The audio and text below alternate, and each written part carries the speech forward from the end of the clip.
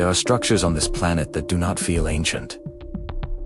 They feel forbidden, as if they were not built by people struggling through the past, but dropped into history by minds that understood stone, weight, geometry, and time on a level we still do not fully understand. One of the places in this video was built in the middle of the ocean with no nearby quarry, no rivers for transport, and no obvious source of fresh water. Another was assembled from stones dragged across an entire country before the invention of modern machines. And by the end of this countdown, you will see a monument so impossible that it was not built upward like a normal building. It was carved downward out of a mountain, as if the builders were subtracting reality itself. Tonight on our Explorers, I'm showing you 7 ancient structures man should not have been able to build. Each one will surpass the last in one crucial category: weight, distance, isolation, precision, or sheer engineering madness. And with every site, one question becomes harder to ignore.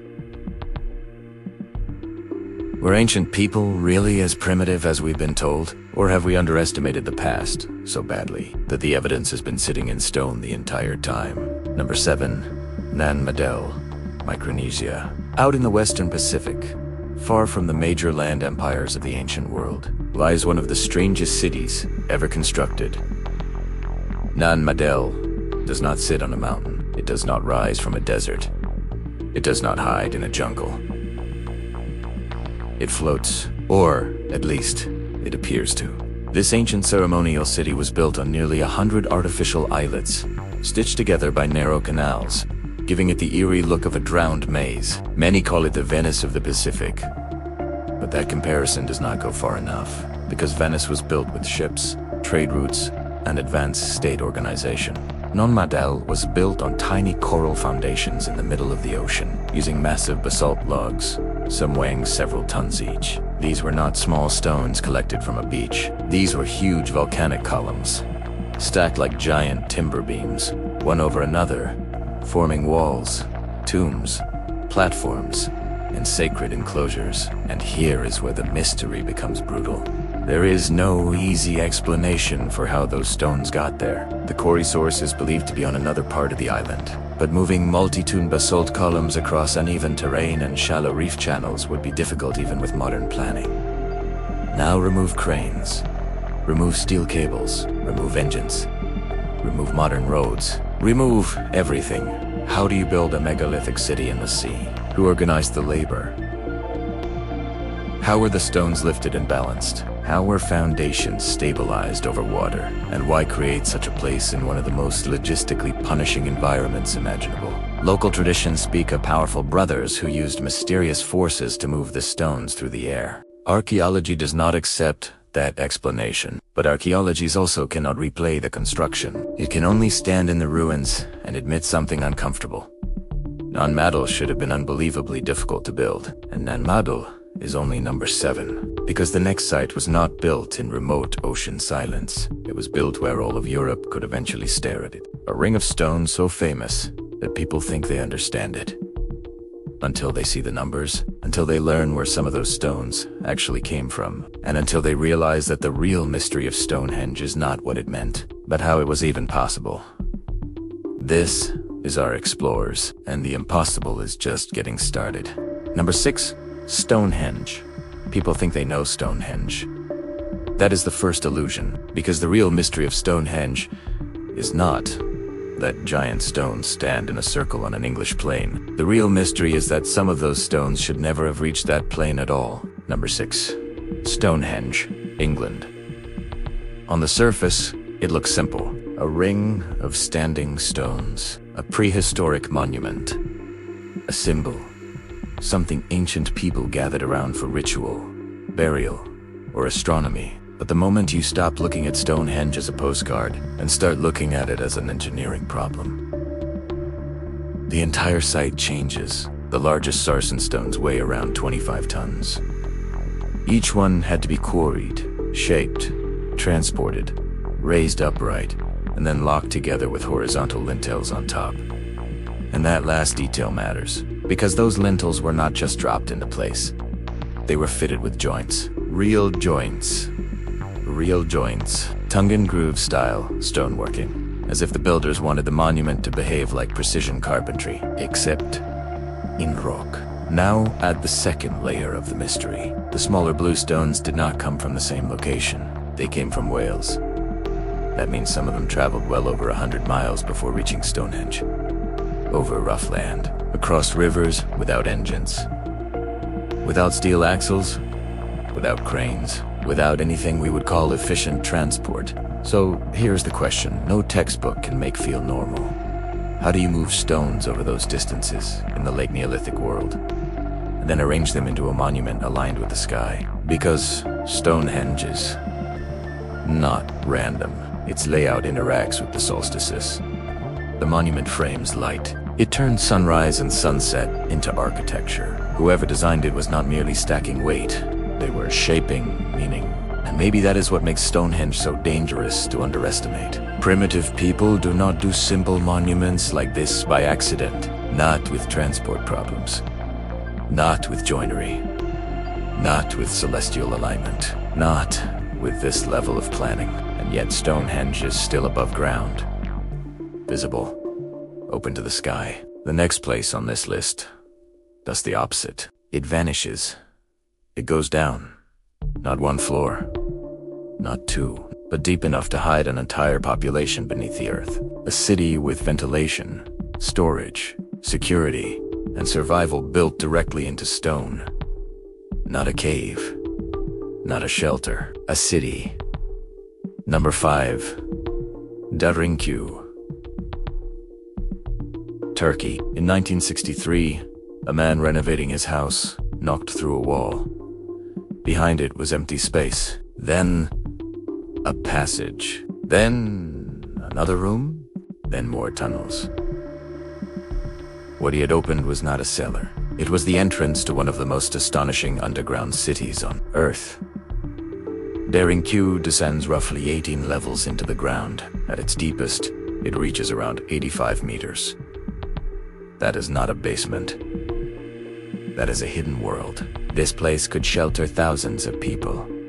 Families, animals, food stores, wells, schools, kapos, work areas. And somehow, air still moved through it, using vertical shafts cut through the rock. Think about what that means.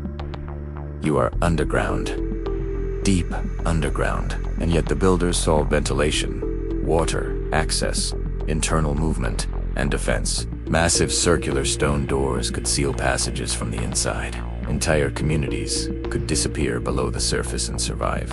And the deepest mystery is not just how it functioned, it is how it began. Who started it? How long did it take? How do you excavate level after level after level without modern boring tools, survey lasers, dump trucks, or electric light? How do you even plan that many chambers in darkness and stone and keep the whole thing from becoming its own tomb? One mistake underground is fatal. One collapse ends everything. But Derinkuyu stands. And if this much intelligence could go downward into the earth, what do you think ancient builders were capable of when they turned back toward the mountains? Because next, we go to Peru. 2 walls so precise that even conquerors stared at them in disbelief. 2 stones so large that explanation begins to sound like apology. And to a fortress that still looks less like construction and more like command over matter itself. Stay with our explorers. We are climbing now. There are ruins that feel damaged, and then there are ruins that feel undefeated. Number 4. Sacsayhuaman, Peru. High above Cusco, the old Inca capital, a fortress rises across the hillside in jagged, zigzagging walls that look almost like stone lightning frozen in place. At first, the blocks seem chaotic. Every stone has a different shape, different angles, different contours. Nothing appears standardized. And then your eyes adjust. That is when the shock begins. Because every one of those stones locks into the next with terrifying precision. No mortar, no cement, no filler. Just stone meeting stone so perfectly that a blade can barely find a way in. Some of the largest blocks are estimated at well over 100 tons. Some estimates push even higher. And these are not smooth rectangular boxers that can be stacked easily. They are Irregular monsters. Cut, shaped, lifted, positioned, and fitted into an earthquake-resistant pattern so effective that later Spanish structures cracked and collapsed while the older Inca walls endured. That should bother you, because ancient masonry is not supposed to outperform colonial-era construction in a seismic zone, and yet here it is. Still interlocked, still stable, still mocking every lazy assumption ever made about primitive builders. How were such stones moved? How were the surfaces matched? How did they test the fit? Remove the block, shave it again, and return it to place over and over without modern lifting systems. And above all, how did they do this on a mountain? If Sacsayhuaman were the only site of its kind, it would already be enough to start an argument.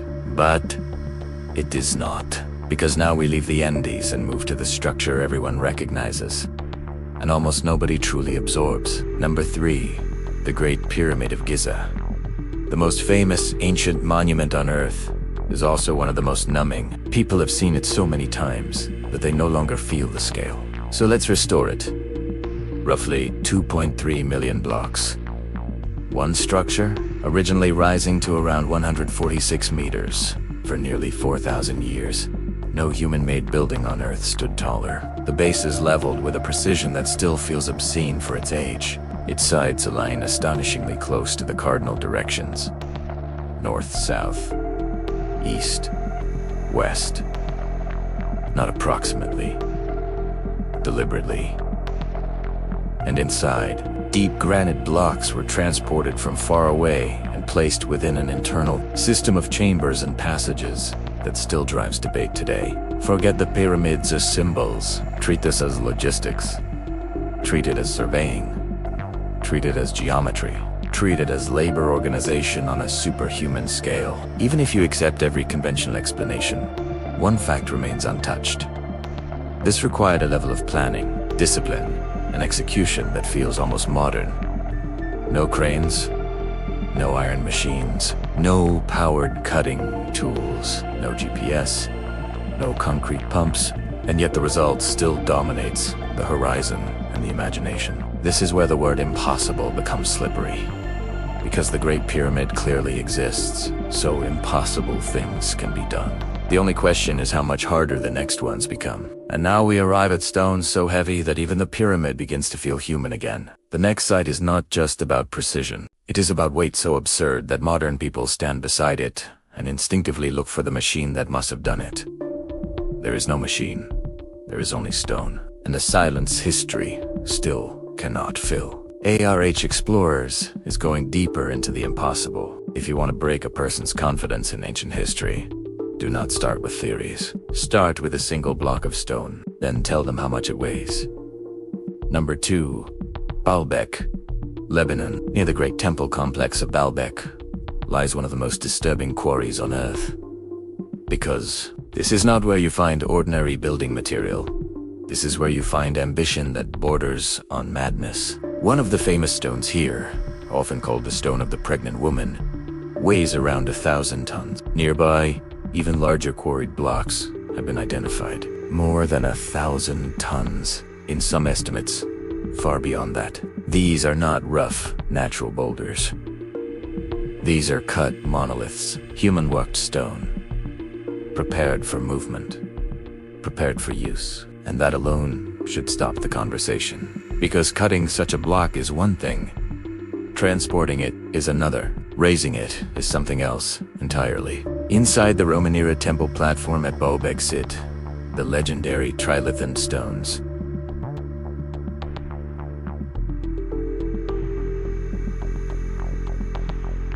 Three colossal blocks, each around the range of 800 tons or more, set high within the structure with a confidence that looks almost insulting. Not dragged into a ditch, not left in a quarry. Set in place, lifted, aligned, integrated.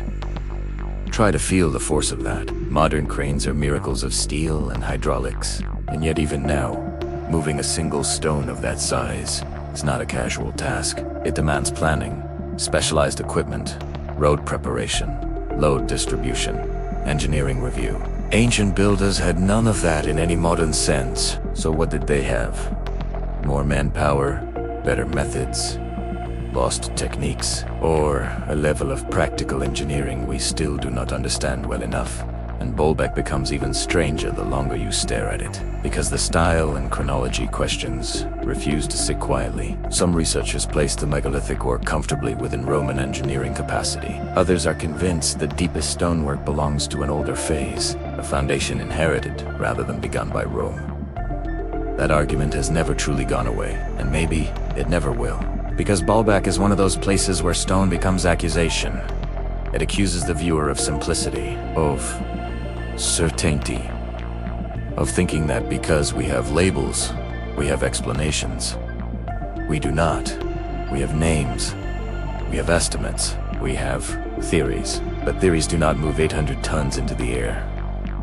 And now we come to the final structure in this countdown. The one I told you about at the beginning. The one that was not built upward. The one that was not assembled block by block in the ordinary way. The one that appears to have been released from a mountain like a sculpture hidden inside rock. If the sites so far have made ancient builders look underestimated, the next one makes them look almost impossible. Because it was not constructed in the usual sense at all.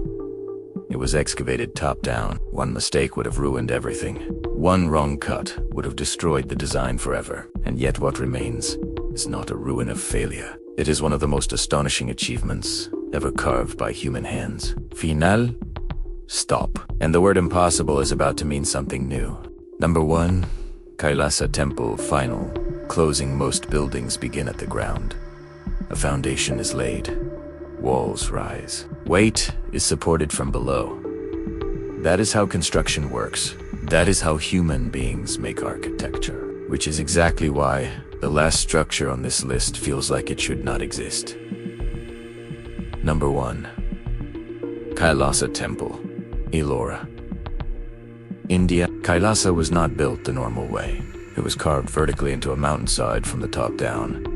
Read that again in your mind and let it settle. The builders did not quarry blocks and bring them in to assemble a temple. They took a massive body of rock and removed everything that was not the temple. Courtyards, pillars, stairways, bridges, shrines, chambers, sculptural walls, towering forms, all of it cut from a single mass. This was not addition. This was subtraction on a monumental scale. And subtraction is merciless. If you build upward and make a mistake, you can sometimes repair it. If you carve downward into one giant rock and make a mistake, the mistake is permanent. The geometry has to be understood in advance. The volume has to be imagined before it exists. The proportions have to survive every stage of removal. That means whoever planned Kailasa was not merely a mason, not merely a sculptor. This was architectural vision, operating in reverse. Estimates suggest that hundreds of thousands of tons of rock may have been removed to free the temple from the cliff. Think about the labor. Think about the debris. Think about the sequencing. How do you organize teams to carve downward without destroying columns that have not yet fully emerged? How do you preserve symmetry in solid stone? How do you maintain artistic detail while the whole mass is still being excavated? And how do you do it so well that centuries later, the result still feels unreal? Walk through Kailasa in your mind. The pillars are not carried there. They are the mountain. The walls are not assembled. They are the mountain. The temple was always inside the stone, and someone looked at that cliff and saw it before the first strike ever landed. That is what makes Kailasa to me one of the most breathtaking creations in human history. Not just because of what it is, but because of what had to be known before it began. 7 structures. 7 warnings from the ancient world. Nunmattel says the sea was not enough to stop them. Stonehenge says distance was not enough to stop them. Dorinkyu says the earth itself was not enough to stop them. Sacsayhuaman says weight and precision were not enough to stop them. Giza says scale was not enough to stop them. Baalbek says mass beyond reason was not enough to stop them. And Kailasa says even a mountain was not enough to stop them. So maybe the real mystery is not whether ancient humans could build these places. They clearly did. Maybe the real mystery is how much knowledge has been lost between their world and ours. How many techniques disappeared? How many methods died? How many master builders took secrets into the grave and left only stone behind as proof that they once knew more than we remember? And maybe that is why these structures hit us so hard. because they do not just challenge history, they challenge ego. They remind us that modernity is not the same thing as superiority, that progress is not always a straight line, that forgetting can happen on a civilizational scale. So the next time you see an old wall, an ancient staircase, a block cut too cleanly, a monument that seems too precise for its age, do not look at it like debris. Look at it like a surviving message. A message from minds we have underestimated for far too long. This is Our Explorers. And if this video made you question everything you thought you knew about the ancient world, then stay with us. Because the deeper you go into history, the less certain the present begins to feel. And that is where the real exploration begins.